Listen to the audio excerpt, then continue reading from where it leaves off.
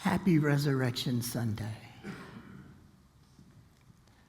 Today we celebrate the story of the resurrection of the person Jesus Christ, and we celebrate the resurrection that is available for every one of us.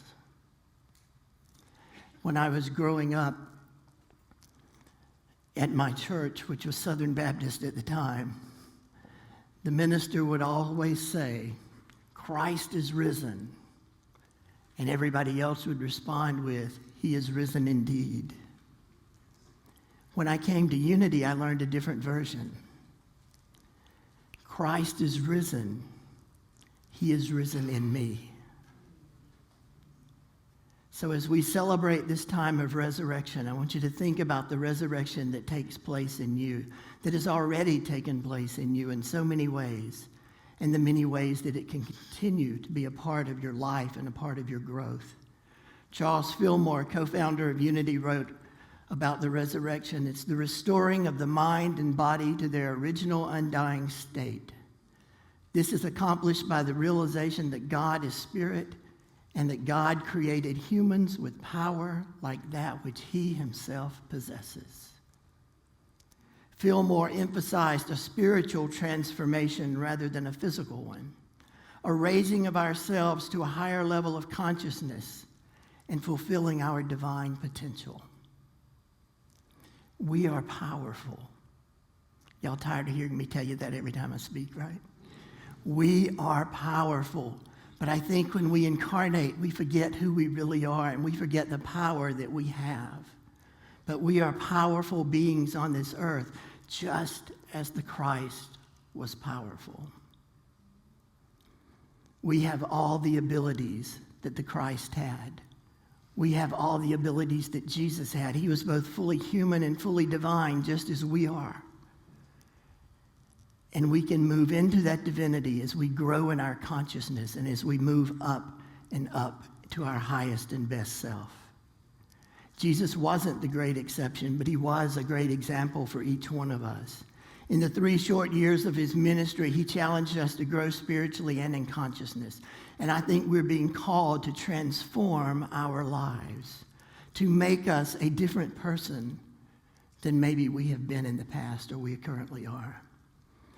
One story of transformation that we always talk about during Easter Sunday is in John 20, verses 1 through 18. This is the story where Mary and the disciples discovered that the tomb was empty where Jesus had been laid after his crucifixion. The disciples went in and they didn't see anything, so they left and went back to their homes. Mary Magdalene went into the tomb and saw 2 angels. And the angel said to her, "Why are you crying?" And Mary said, "I want to find the body of Jesus." And then she turns around and she goes outside of the tomb and she sees a man standing there. And she says to him, "Have you moved the body of Jesus?"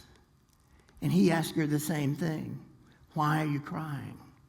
And for whom are you looking again?" So she told him Jesus. And he didn't say anything for a little while, and then after a bit, the person that she presumed to be the gardener said to her, "Mary." And when he said her name, she cried out in Aramaic, "Rabboni," which means teacher. She now recognized that the person she was talking to was the risen Jesus. Hang on to that thought for a minute. Mary saw Jesus but didn't recognize him until he spoke her name. In Luke 24, verses 1 through 31, we find another story of things that were happening on the day of Easter. And it says, starting in verse 13, "Now that same day, 2 of them," meaning the disciples, "were going to a village called Emmaus, about 7 miles from Jerusalem. They were talking with each other about everything that had happened. As they talked and discussed these things with each other, Jesus himself came up and walked along with them, but they didn't recognize him. He asked them, "What are you discussing together as you walk along?" And they responded with their face downcast and holding still for a moment. "Are you the only one visiting Jerusalem who does not know the things that have happened here in these days?" What things, he asked. About Jesus of Nazareth, they replied. He was a prophet, powerful in word and deed, before God and before all people. The chief priest and our rulers handed him over to be sentenced to death, and they crucified him. But we had hoped that he was the one who was going to redeem Israel. And what's more, it's the third day since all of this took place.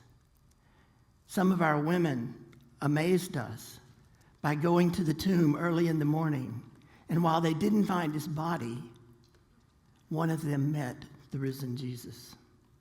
They came and told us of their vision of angels and of seeing this risen Jesus.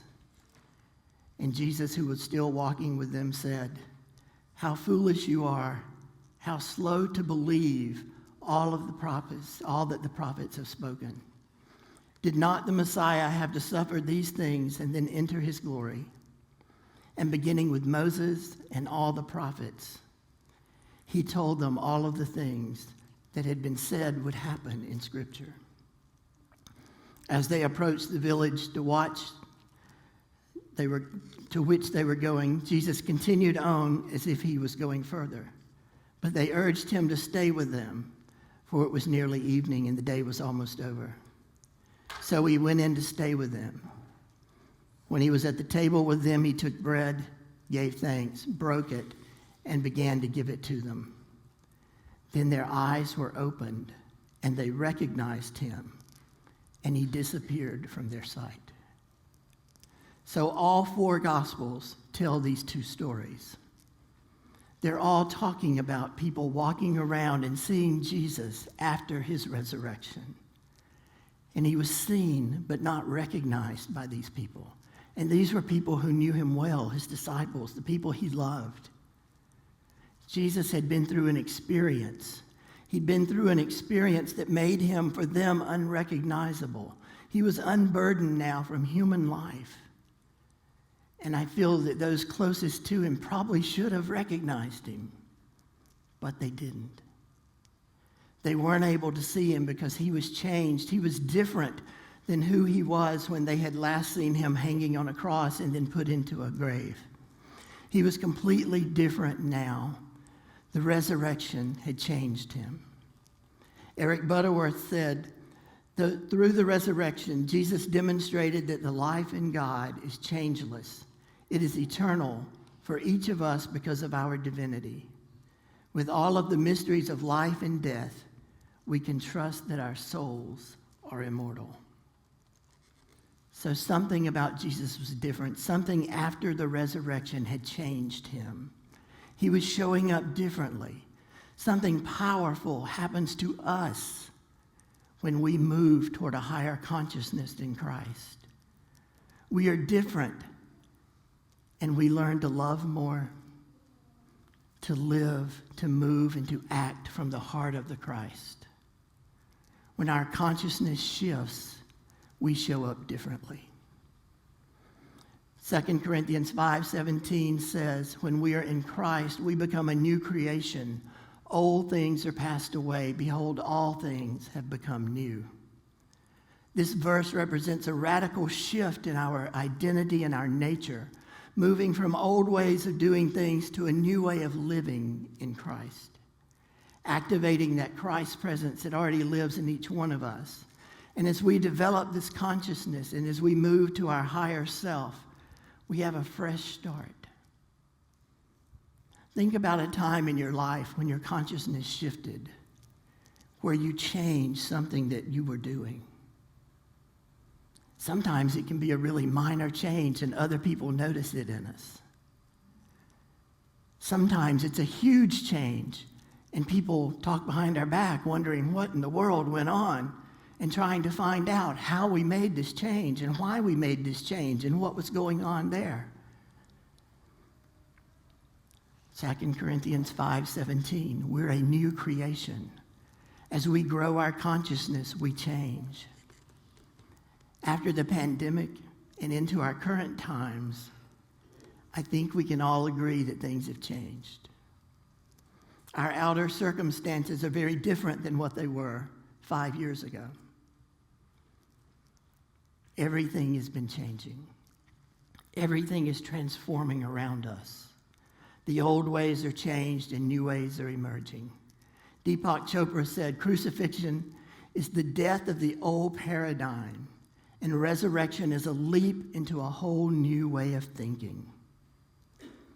It's time for us to be transformed by the renewing of our mind and leaping forth into a new way of thinking and a new way of doing.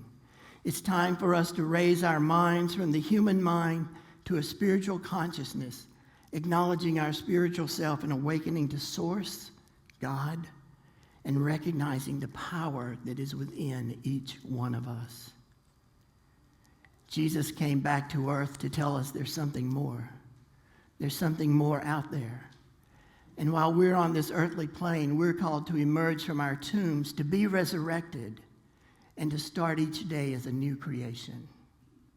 To put away the past, to put away all of our failures and our shortcomings, to let those go, and to move in a new direction. Jesus' mission on earth was to evolve and to shift the consciousness of the world. That's our mission too. To change the consciousness of the world and to evolve our souls to a higher state of consciousness. Each of us is called to bring hope and joy and love and forgiveness and comfort to the world we live in. We're called to occasionally quieten ourselves and listen to others. We're called to comfort the world. We're called to confront injustice. We are called to celebrate our resurrection every day. This morning, I think collectively and individually, a lot of us have found ourselves at a crossroads, a time of determining what's next in my world. How am I going to move forward as a better version of myself? Resurrection is about starting over, putting away the past and taking on that new way of thinking and a new way of being. Transformation is about actually learning at the deepest level and understanding, for me, Unity's 5 principles. Transformation for us as a church and for us as individuals is actually learning what those principles mean and then living them out every day in our life. Knowing them in our head has no value.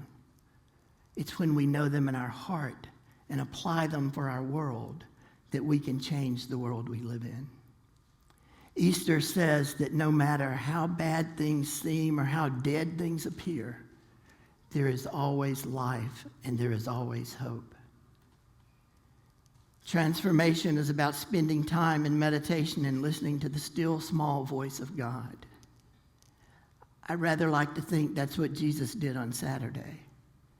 If we're going to believe the story as it's told, then Jesus was crucified on Friday and you hear nothing about Saturday. I think that was his quiet time. And I think we need to step forward into that and use that as our quiet time as well. Our ability to see beyond the now. Each of our lives has so many dimensions, and it's important to remember that we are divine. And I think we forget that, as I said, when we're incarnated, but we are powerful. It's recognizing yourself as a new creation, no longer bound by your old desires, your old habits. It's about persevering on your journey, being your authentic self, embracing the process of transformation, and finding joy in the present moment. I think we spend far too much time looking at our past and worrying about our future, where we need to just be spending time in the present. Love the present. Enjoy the time that you're in. This is what we have, folks. There's more later. But we came to earth to enjoy the celebration of who we are on this earthly realm. Transformation requires honesty and doing the hard work from the inside out. It requires us being willing to be changed. It requires looking at our stuff and realizing what no longer makes sense to us needs to be let go. We need to put it aside and move on. It's looking at our stuff and knowing that we can only heal if we acknowledge what's been going on around us. As our society changes, it's called upon us to grow. It's called upon us to grow in our consciousness so that we can change ourselves in order to change our world. Easter is about remembering that no matter how dead or hopeless things appear, no matter how many times we stumble, there's always hope and there's always newness. God's light is always shining in each of us from the inside out. We are here on a mission to raise the consciousness of the earth. Richard Bach said, similar to the song that was sung earlier, here's a test to see if your mission on earth is finished. Are you still alive? It's not finished. We are called here to change our world. I encourage you on this Resurrection Sunday to do everything that you need to do to change yourself and to change our world. And so it is. Amen.